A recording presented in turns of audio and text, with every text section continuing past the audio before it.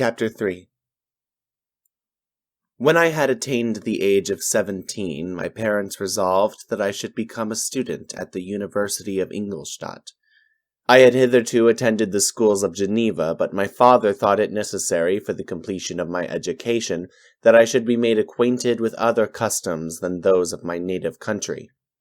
My departure was therefore fixed at an early date, but before the day resolved upon could arrive, the first misfortune of my life occurred, an omen, as it were, of my future misery. Elizabeth had caught the scarlet fever. Her illness was severe, and she was in the greatest danger. During her illness, many arguments had been urged to persuade my mother to refrain from attending upon her. She had at first yielded to our entreaties, but when she heard that the life of her favorite was menaced, she could no longer control her anxiety. She attended her sickbed. Her watchful intentions triumphed over the malignity of the distemper. Elizabeth was saved, but the consequences of this imprudence were fatal to her preserver. On the third day, my mother sickened. Her fever was accompanied by the most alarming symptoms, and the looks of her medical attendants prognosticated the worst event. On her deathbed, the fortitude and benignity of this best of women did not desert her. She joined the hands of Elizabeth and myself. "My children," she said, "my firmest hopes of future happiness were placed on the prospect of your union. This expectation will now be the consolation of your father. Elizabeth, my love, you must supply my place to my younger children. Alas! I regret that I am taken from you, and, happy and beloved as I have been, is it not hard to quit you all? But these are not thoughts befitting me. I will endeavor to resign myself cheerfully to death, and will indulge a hope of meeting you in another world." She died calmly, and her countenance expressed affection even in death. I need not describe the feelings of those whose dearest ties are rent by that most irreparable evil, the void that presents itself to the soul, and the despair that is exhibited on the countenance. It is so long before the mind can persuade itself that she whom we saw every day, and whose very existence appeared a part of our own, can be departed forever. That the brightness of a beloved eye can have been extinguished, and the sound of a voice so familiar and dear to the ear can be hushed, never more to be heard. These are the reflections of the first days. But when the lapse of time proves the reality of the evil, then the actual bitterness of grief commences. Yet from whom has not that rude hand rent away some dear connection? And why should I describe a sorrow which all have felt and must feel? The time at length arrives when grief is rather an indulgence than a necessity, and the smile that plays upon the lips, although it may be deemed a sacrilege, is not banished. My mother was dead, but we had still duties which we ought to perform. We must continue our course with the rest, and learn to think ourselves fortunate, whilst one remains whom the spoiler has not seized. My departure for Ingolstadt, which had been deferred by these events, was now again determined on. I obtained from my father a respite of some weeks. It appeared to me sacrilege so soon to leave the repose, akin to death, of the house of mourning, and to rush into the thick of life. I was new to sorrow, but it did not the less alarm me. I was unwilling to quit the sight of those that remained to me, and above all, I desired to see my sweet Elizabeth in some degree consoled. She indeed veiled her grief, and strove to act the comforter to us all. She looked steadily on life, and assumed its duties with courage and zeal. She devoted herself to those whom she had been taught to call her uncle and cousins. Never was she so enchanting as at this time, when she recalled the sunshine of her smiles and spent them upon us. She forgot even her own regret in her endeavors to make us forget. The day of my departure at length arrived. Clerval spent the last evening with us. He had endeavored to persuade his father to permit him to accompany me and to become my fellow student, but in vain. His father was a narrow-minded traitor and saw idleness and ruin in the aspirations and ambition of his son. Henry deeply felt the misfortune of being debarred from a liberal education. He said little, and when he spoke I read in his kindling eye and in his animated glance a restrained but firm resolve not to be chained to the miserable details of commerce. We sat late. We could not tear ourselves away from each other, nor persuade ourselves to say the word farewell. It was said, and we retired under the pretense of seeking repose, each fancying that the other was deceived. But when at morning's dawn I descended to the carriage which was to convey me away, they were all there. My father again to bless me, Clerval to press my hand once more, my Elizabeth to renew her entreaties that I would write often, and to bestow the last feminine attentions on her playmate and friend. I threw myself into the chaise that was to convey me away, and indulged in the most melancholy reflections. I, who had ever been surrounded by amiable companions, continually engaged in endeavoring to bestow mutual pleasure. I was now alone. In the university whither I was going, I must form my own friends, and be my own protector. My life had hitherto been remarkably secluded and domestic, and this had given me invincible repugnance to new countenances. I loved my brothers, Elizabeth and Clerval. These were old familiar faces, but I believed myself totally unfitted for the company of strangers. Such were my reflections as I commenced my journey, but as I proceeded, my spirits and hopes rose. I ardently desired the acquisition of knowledge. I had often, when at home, thought it hard to remain during my youth cooped up in one place, and had longed to enter the world and take my station among other human beings. Now my desires were complied with, and it would indeed have been folly to repent. I had sufficient leisure for these and many other reflections during my journey to Ingolstadt, which was long and fatiguing. At length the high white steeple of the town met my eyes. I alighted, and was conducted to my solitary apartment to spend the evening as I please. The next morning I delivered my letters of introduction, and paid a visit to some of the principal professors. Chance, or rather the evil influence, the angel of destruction, which asserted omnipotent sway over me from the moment I turned my reluctant steps from my father's door, led me first to Mr. Kremp, professor of natural philosophy. He was an uncouth man, but deeply imbued in the secrets of his science. He asked me several questions concerning my progress in the different branches of science appertaining to natural philosophy. I replied carelessly, and partly in contempt, mentioned the names of my alchemists as the principal authors I'd studied. The professor stared. "Have you," he said, "really spent your time in studying such nonsense?" I replied in the affirmative.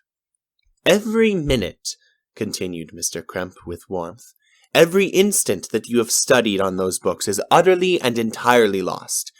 You have burdened your memory with exploded systems and useless names. Good God! In what desert land have you lived, where no one was kind enough to inform you that these fancies which you have so greedily imbibed are 1,000 years old, and musty as they are ancient? I little expected, in this enlightened and scientific age, to find a disciple of Albertus Magnus and Paracelsus. My dear sir, you must begin your studies entirely anew." So saying, he stepped aside and wrote down a list of several books treating of natural philosophy which he desired me to procure, and dismissed me after mentioning that in the beginning of the following week he intended to commence a course of lectures upon natural philosophy in its general relations, and that Mr. Waldman, a fellow professor, would lecture upon chemistry the alternate days that he omitted. I returned home not disappointed, for I have said that I had long considered those authors useless whom the professor reprobated. But I returned not all the more inclined to recur on these studies in any shape. Mr. Kremp was a little squat man with a gruff voice and a repulsive countenance. The teacher, therefore, did not prepossess me in favor of his pursuits. In rather a too philosophical and connected a strain, perhaps, I have given an account of the conclusions I had come to concerning them in my early years. As a child, I had not been content with the results promised by the modern professors of natural science. With a confusion of ideas only to be accounted for by my extreme youth and my want of a guide on such matters, I had retrod the steps of knowledge along the paths of time, and had exchanged the discoveries of recent inquirers for the dreams of forgotten alchemists. Besides, I had a contempt for the uses of modern natural philosophy. It was very different when the masters of the science sought immortality and power. Such views, although futile, were grand, but now the scene was changed. The ambition of the inquirer seemed to limit itself to the annihilation of those visions on which my interest in science was chiefly founded. I was required to exchange chimeras of boundless grandeur for realities of little worth. Such were my reflections during the first 2 or 3 days of my residence at Ingolstadt, which were chiefly spent in becoming acquainted with the localities and the principal residents in my new abode. But as the ensuing week commenced, I thought of the information which Mr. Kremp had given me concerning the lectures, and although I could not consent to go and hear that little conceited fellow deliver sentences out of a pulpit, I recollected what he had said of Mr. Waldman, whom I had never seen, as he had hitherto been out of town. Partly from curiosity and partly from idleness, I went into the lecturing room, which Mr. Waldman entered shortly after. This professor was very unlike his colleague. He appeared about 50 years of age, but with an aspect expressive of the greatest benevolence. A few grey hairs covered his temples, but those at the back of his head were nearly black. His person was short, but remarkably erect, and his voice the sweetest I had ever heard.